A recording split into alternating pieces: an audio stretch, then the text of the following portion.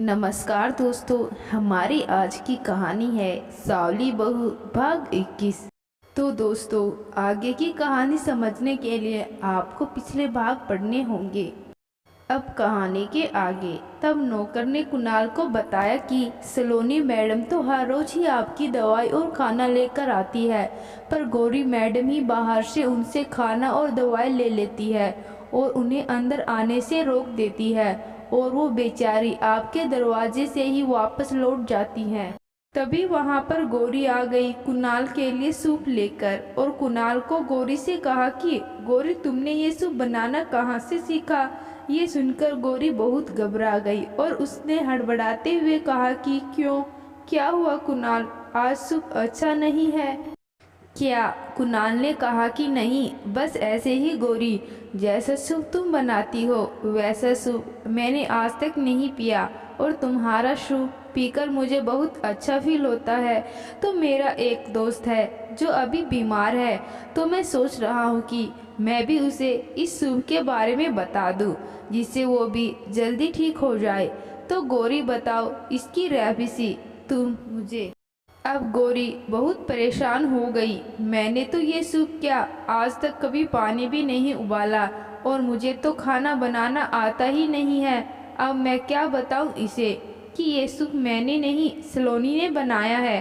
तब गौरी ने मुस्कुराते हुए कहा कि कुणाल, इससे रेसिपी जानने की क्या जरूरत है। तुम अपने दोस्त को यहाँ बुला लो, मैं उसे यहाँ बनाकर पिला दूंगी। कुणाल ने कहा कि रोज। गौरी अब फिर फंस गई। कुणाल ने कहा कि गौरी, तुम भी कैसे एक छोटी बच्चे की तरह बात कर रही हो। मैंने तुमको पहले ही बताया कि मेरा दोस्त बीमार है, तो वो रोज कैसे आ सकता है मेरे घर। और अगर तुम सूप बनाकर उसे भिजवाओगी भी, तो जब तक ठंडा हो जाएगा तो फिर इस सूप का स्वाद चला जाएगा। अब तुम कोई बहाना मत बनाओ और साफ साफ कि ये कैसे बनता है। अब गौरी बहुत बुरी तरह फंस गई, इधर उधर देखने लगी। जब बहुत देर हो गई तब कुणाल ने कहा कि क्या हुआ गौरी, रेसिपी याद नहीं आ रही है या तुम सूप बनाना ही भूल गई। गौरी ने अपना सिर नीचे कर लिया। तभी कुणाल ने कहा कि पर मुझे एक बात पता है इस सूप को लेकर। गौरी ने कहा कि क्या। तब कुणाल ने कहा कि इसे बनाने की रेसिपी सलोनी को जरूर आती है, क्योंकि ये सूप तुमने नहीं, सलोनी ने बनाया है। और ये सुनकर गौरी कुणाल पर भड़क गई और गुस्से से चीखते हुए बोली कि तुमसे किसने कहा कि ये सूप मैंने नहीं बल्कि सलोनी दी ने बनाया है। कुणाल ने कहा कि ये बताने के लिए मुझे किसी से पूछने की जरूरत नहीं है। मैं जिस दिन से इस घर में आया हूँ उस दिन से मैं सलोनी के हाथ का सूप पिए जा रहा हूँ, और मुझे आज 10 दिन हो गए हैं सलोनी के हाथों का सूप पीते हुए। तो इतना तो स्वाद मैं भी बता सकता हूँ उसके हाथों का। कुणाल की बातें सुनकर गौरी बहुत गुस्सा हो गई और बिना कुणाल को कुछ बोले ही वहाँ से चली गई।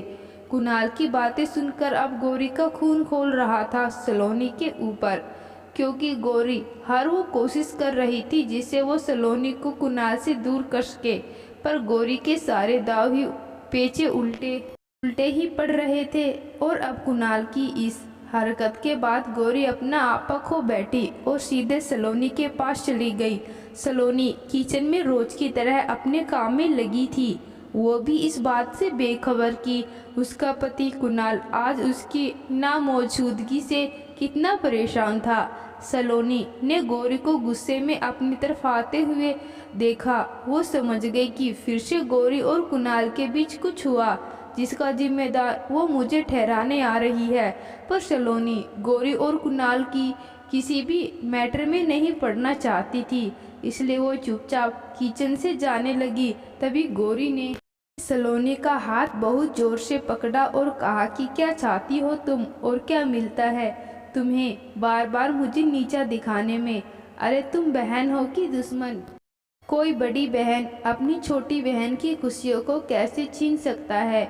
गौरी की बात सुनकर सलोनी एकदम हैरान रह गई कि जिस लड़की ने मेरे साथ इतना सब कुछ किया वो आज मुझे ही ये सब बोल रही है, जबकि मेरा पति, मेरा घर और रोब तो ऐसे दिखा रही है कि अपनी जगह मुझे और मेरी जगह खुद को समझ बैठी हो। ये सब तो मेरे हक की बातें हैं, पर बोल ये रही है। गौरी ने कहा कि बोलो भी, अब क्यों क्यों कर रही हो तुम ऐसा? सलोनी ने कहा कि पहली बात गौरी, कि तुम्हें हर बार ये क्यों याद दिलाना पड़ता है कि ये घर और कुणाल अभी भी मेरे हैं, जो मैंने तुम्हें दान में दिया है, और दान में मिली हुई चीज़ों का न तो घमंड करते हैं और न ही अपना अधिकार समझते हैं। और दूसरी बात कि किस बहन ने अपनी किसकी खुशियाँ छीना है, ये सावली बहू के सभी पाठक भी जानते हैं। इसलिए तुम मुझे ये सब बातें नहीं बोलो तो अच्छा होगा तुम्हारे लिए। और जो भी बात है साफ साफ कहो। गौरी का दिमाग कुणाल की बातों से पहले ही खराब था कि सलोनी की बातें सुनकर अब गौरी को गुस्सा आ रहा था, और उसने गुस्से में ही सलोनी का हाथ जोर से दबाते हुए कहा कि आज के बाद तुम ना तो कुणाल के पास जाओगी और न ही मेरे रास्ते का कांटा बनोगी, वरना ये गौरी क्या कर सकती है तुम अभी सोच भी नहीं सकती। और फिर गौरी वहाँ से चली गई। सलोनी को गौरी की इस हरकत से बहुत गुस्सा आया, पर वो गौरी को हर बात के लिए अब मार तो नहीं सकती थी। ऊपर से गौरी ने इतनी जोर से सलोनी का हाथ दबाया था कि उसके हाथ में निशान बन गए।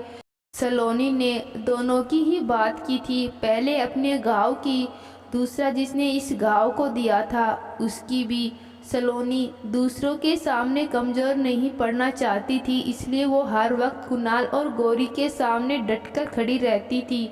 पर अकेले सलोनी बहुत कमज़ोर और टूट जाती थी, क्योंकि ये लड़ाई उसकी अपनी सगी बहन और अपने पति से थी, जिसे वो अपने आप से ज़्यादा प्यार करती थी। सलोनी तो वैसे भी कुणाल के सामने नहीं जाना चाहती थी। जो कुछ भी उसके साथ और कुणाल के बीच हुआ था उसके बाद, पर अब शायद कुणाल और सलोनी को देखे बिना नहीं रहना चाहता था। 1 से 2 से 3 दिन बीत गए। सलोनी रोज की तरह नौकर से कहकर कुणाल की दवाई और खाना पहुंचा देती थी। गौरी के साथ हुई लड़ाई के बाद अब कुणाल को खाना और दवाई देने ऊपर तक भी नहीं जाती थी। इधर कुणाल की बातें सुनकर गौरी पागल हुई जा रही थी, और वो भी 2 दिन से अपने कमरे में ही थी। कुणाल कैसा है या उसे किसी चीज़ की ज़रूरत है या नहीं, इससे गौरी को कोई लेना देना नहीं था। पर गौरी और सलोनी के इस झगड़े में कुणाल नहीं पिसना चाहता था, इसलिए उसने अपनी नौकर के साथ मिलकर एक तरकीब सोची। कुणाल ने अपनी नौकर को कहा कि आज मैं ये खाना नहीं खाऊंगा, और तुम जाकर ये बात सलोनी मैडम को बता दो कि कुणाल सर ने ये खाना खाने से मना कर दिया है। और अगर सलोनी मैडम पूछे कि कुणाल सर ये खाना क्यों नहीं खा रहे हैं, तो तुम बोलना कि उनके सीने में अचानक से बहुत दर्द हो रहा है, पर वो हम लोगों की बात नहीं सुन रहे हैं और दवाई नहीं ले रहे हैं। नौकर ने कहा कि सर माफ़ करिएगा, पर छोटा मुंह बड़ी बात कह रहा हूँ, आपके ऐसा करने से क्या होगा? कुणाल ने हंसते हुए कहा कि तुम्हारे इतना बोलने के बाद तुम्हारी सलोनी मैडम मेरे पास भागकर मेरे कमरे में आएगी मुझे देखने के लिए। फिर नौकर ने कहा कि सर एक सवाल और पूछूं? कुणाल ने कहा हाँ बोलो। नौकर ने कहा कि सर आपको तो गौरी मैडम प्यार करती है, तो आपको ये खबर सलोनी मैडम की जगह गौरी मैडम को देनी चाहिए। कुणाल ने कहा कि मुझे कौन चाहता है, अब मुझे इस बात की परवाह नहीं है, बल्कि अब मैं किसे चाहता हूँ मेरे लिए ये बहुत ज़रूरी है। कुणाल की इस बात से नौकर और कुणाल दोनों ही एक दूसरे को देखकर मुस्कुराने लगे। फिर नौकर ने कुणाल के कहे अनुसार सलोनी को जाकर ये खबर सुनाई, जिससे सलोनी बहुत घबरा गई, और अब सलोनी का मन बार बार कुणाल की चिंता करने लगा।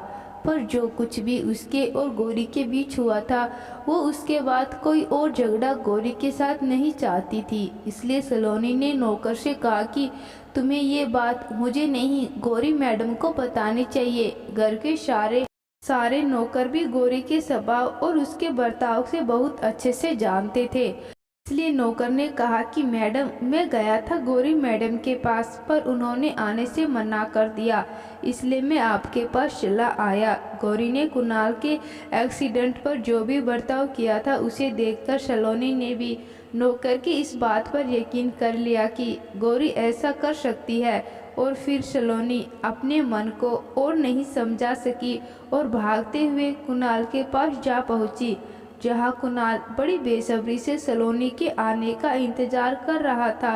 सलोनी जैसे ही कुणाल के कमरे में गई तो उसने देखा कुणाल बेड पर लेटा हुआ है। सलोनी के आने के बाद भी कुणाल ने अपना नाटक चालू रखा सलोनी की तरफ और प्यार को देखने के लिए, इसलिए वो कुणाल चुपचाप दर्द में होने का नाटक करने लगा। ये देखकर सलोनी बहुत घबरा गई और भागकर कुणाल के पास गई और उसे पानी पिलाने की कोशिश करने लगी और जोर जोर से कुणाल का नाम लेकर रोने लगी। सलोनी कभी कुणाल को अपने सीने से लगाती तो कभी कुणाल के हाथ पैर मलती और बार बार बस यही बोलती कि मैं आपको कुछ नहीं होने दूंगी कुणाल, मैं आपको कुछ नहीं होने दूंगी कुणाल। कुणाल ने सलोनी से कहा कि मुझे पता है सलोनी कि तुम मुझे कुछ नहीं होने दोगी। कुणाल की ये बात सुनकर सलोनी थोड़ा सहम सी गई कि आज पहली बार कुणाल ने सलोनी से इतने प्यार से कैसे बात की। फिर सलोनी ने सोचा कि शायद ये उसका वहम है, कुणाल दर्द में है, शायद इसलिए वो ऐसी बातें कर रहे हैं। पर अगले ही पल कुणाल ने सलोनी का हाथ पकड़ लिया और फिर सलोनी को अपनी ओर खींचते हुए कहा कि कभी भी मैंने इस रंग के पीछे की खूबसूरती को नहीं देखा जो सिर्फ आंखों में नहीं बल्कि दिल में भी बस जाती है। कुणाल की ऐसी बातें सुनकर सलोनी बहुत ही खामोश हो गई और बस कुणाल की आंखों में देखती रही और कुणाल भी बस सलोनी की आंखों में खुद को देखता रहा और दोनों ही धीरे धीरे एक दूसरे के करीब आने लगे, थोड़ा और करीब, फिर थोड़ा और करीब। और जैसे ही कुणाल और सलोनी के होठ एक दूसरे से टकराने वाले थे, वैसे ही वहां पर गौरी आ गई और सलोनी को कुणाल के साथ ऐसा देखकर वो इतना भड़क गई कि वो वहीं से सलोनी को इतने जोर से चिल्लाई कि कुणाल और सलोनी दोनों ही बहुत जोर से घबरा गए कि अचानक से क्या हो गया। फिर कुणाल और सलोनी ने देखा कि सामने गौरी खड़ी हुई है, तो सलोनी थोड़ा डर गई और उसने तुरंत ही अपना हाथ कुणाल से छुड़ाया और वो कुणाल से दूर जाकर खड़ी हो गई। पर गौरी का गुस्सा अब थमने वाला नहीं था और वो गुस्से में सलोनी की तरफ आगे बढ़ी और जैसे ही गौरी सलोनी को एक थप्पड़ मारने वाली ही थी, वैसे ही गौरी का हाथ कुणाल ने पकड़ लिया। ये देखकर सलोनी और गौरी दोनों ही हैरान हो गई कि अचानक से कुणाल को क्या हो गया। तभी गौरी ने कहा कि मेरा हाथ छोड़ो कुणाल, इस औरत को मैं आज जान से मार दूंगी। इसने मेरे कुणाल मेरे प्यार पर बुरी नज़र डाली है, मैं इसकी जान ले लूंगी।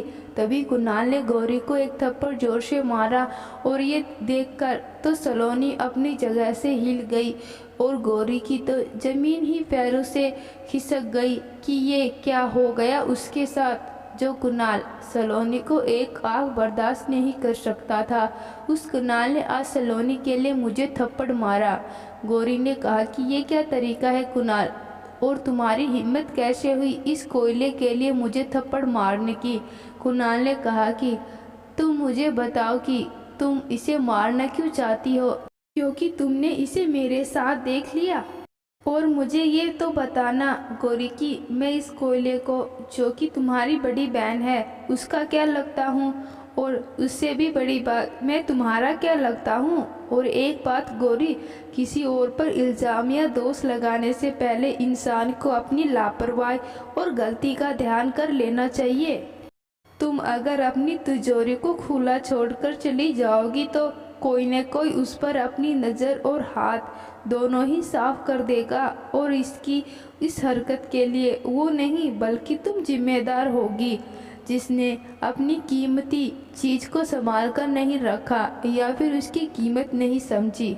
इसलिए बेहतर यही होगा तुम्हारे लिए गौरी कि तुम अभी इसी वक्त मेरे सामने से और मेरे कमरे से चली जाओ, वरना मेरा दूसरी बार भी हाथ उठ जाएगा और मुझे इस बात का अफसोस भी नहीं होगा कि तुम्हारे पेट में इस घर का वारिस भी है। गौरी कुणाल की इतनी बेइज्जत होने के बाद वहां से चली गई और सलोनी अभी भी आंखें फाड़ फाड़ कर सिर्फ कुणाल को ही देखे जा रही थी।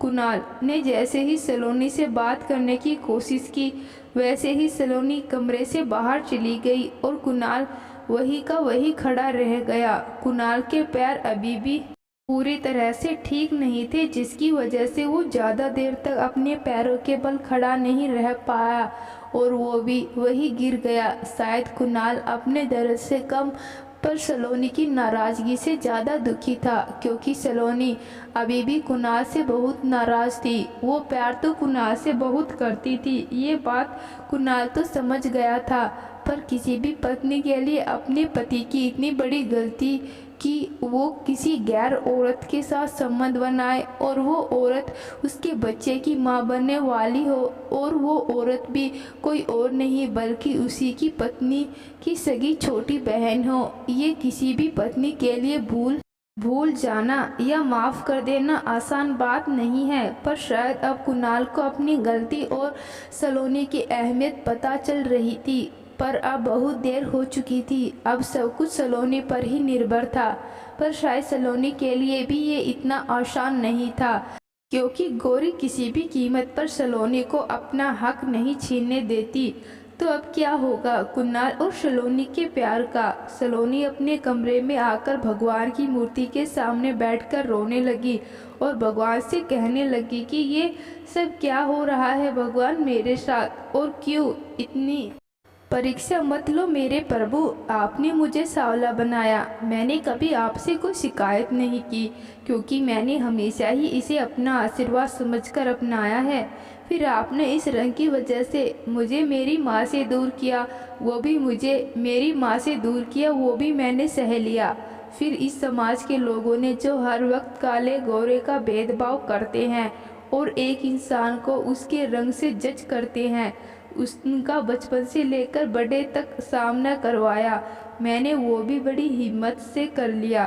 फिर मेरी शादी हर बार मेरे रंग को लेकर रिजेक्ट कर दी गई, वो मैं सहती रही। फिर कुणाल का मेरी ज़िंदगी में आना और फिर सब कुछ बता देने के बाद भी एक गलत फहमी से मेरी शादीशुदा ज़िंदगी का बर्बाद हो जाना, तब तक भी मैंने सहा। फिर मैंने अपने पापा को खो दिया, छोटी बहन की मदद की तो उसने मेरा ही घर तोड़ दिया। फिर मेरे पति और मेरी बहन ने मेरे ही पीठ पीछे छुरा मार दिया, वो मेरे पति के बच्चे की माँ बनने वाली है। इतना सब कुछ सहकर भी मैंने आपसे कभी अपना भरोसा नहीं हटाया, और जब मैं इस सच को अपना चुकी थी कि मेरी जगह गौरी ही कुणाल के लिए सही है, तो अब कुणाल मेरे लिए क्यों अपना मन बदल रहे हैं?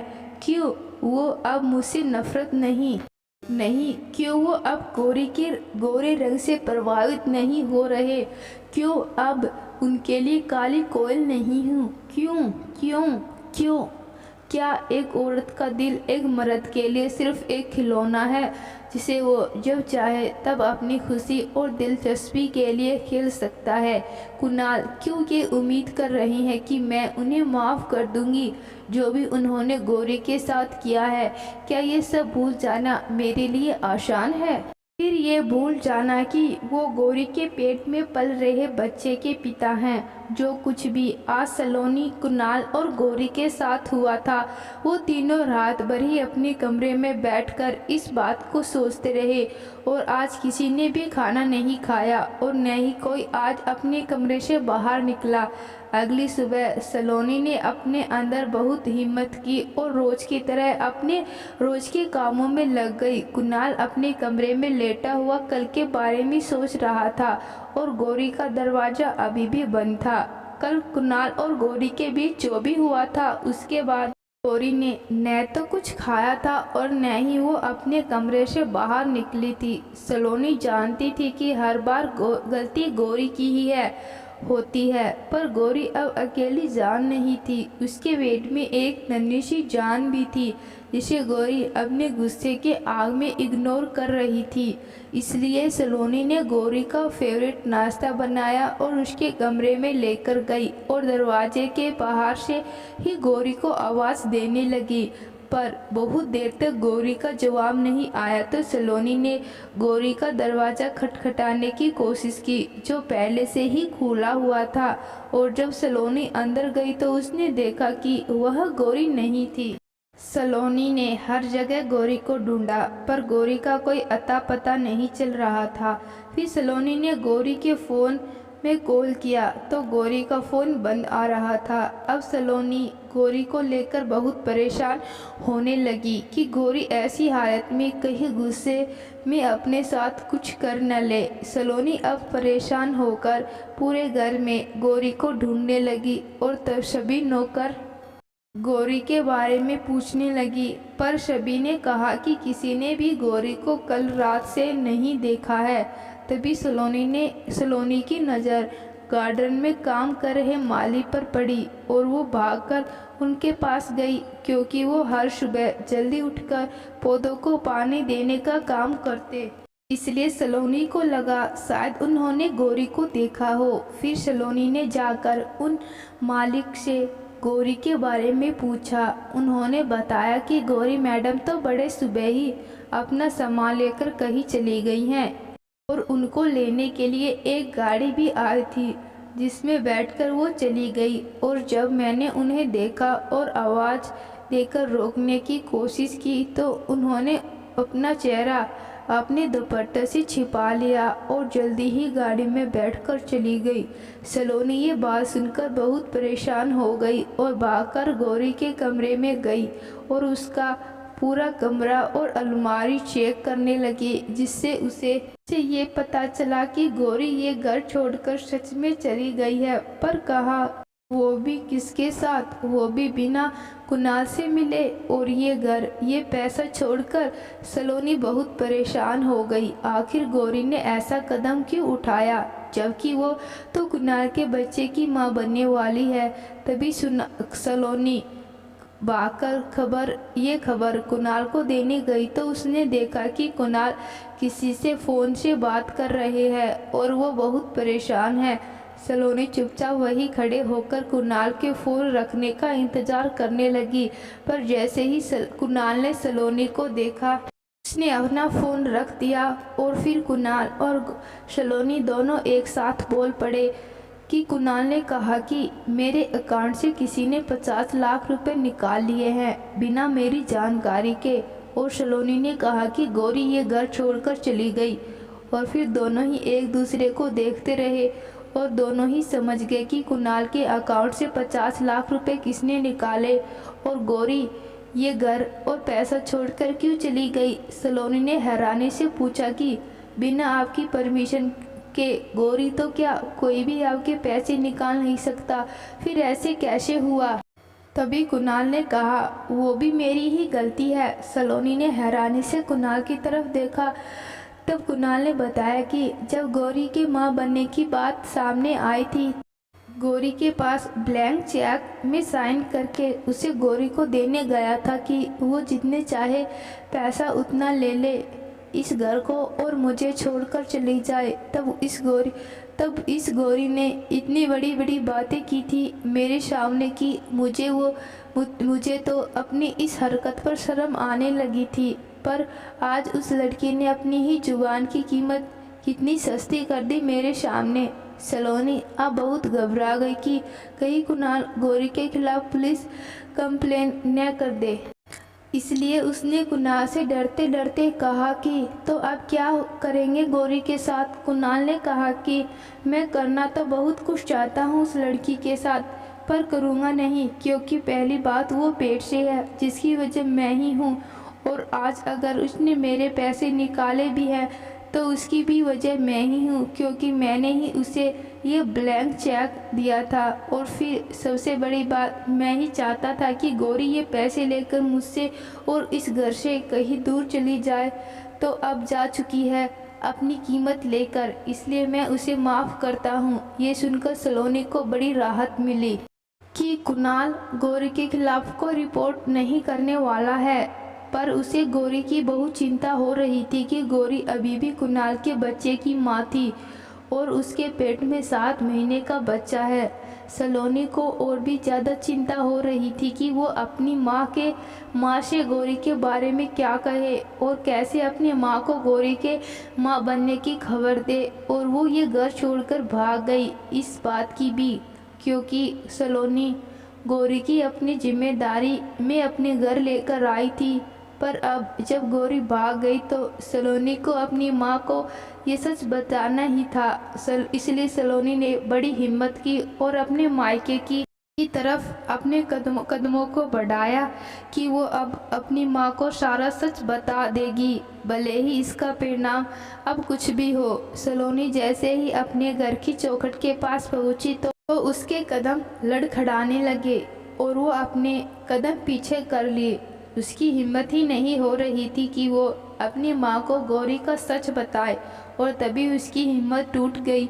वहीं से वापस लौटकर अपने घर की तरफ जाने लगी। तभी सलोनी की माँ ने सलोनी को देख लिया और कहा कि सलोनी बेटी, तू कहाँ जा रही है? अपने घर की चौखट तक आकर। फिर सलोनी ने अपनी माँ से छिपकर तुरंत अपने आंसू पोंछे और चौखट पार करके घर के अंदर आ गई। सलोनी ने अपनी माँ को देखकर अपना दुख और अपने आंसू दोनों ही छिपाने की बहुत कोशिश की, पर न जाने फिर भी उसकी माँ ने जैसे ही सलोनी को हाथ में पकड़ा, वैसे ही सलोनी अपनी माँ के गले लगकर फूट फूट कर रोने लगी। और उसका ये रोना देखकर उसकी माँ रेणुका और बुआ दोनों ही बहुत घबरा गए कि अचानक से सलोनी को क्या हो गया। तभी बुआ जी और रेणुका के मन में ख्याल आया कि कहीं कुणाल को तो कुछ नहीं हो गया जिसकी वजह से सलोनी इतनी दुखी है। तो दोस्तों, कहानी के अगले भाग में देखते हैं क्या सलोनी अपनी माँ को गौरी की सच्चाई बता पाएगी या नहीं। जल्द ही मिलते हैं अगले भाग में। आज की कहानी आपको कैसी लगी कमेंट बॉक्स में ज़रूर बताना। धन्यवाद।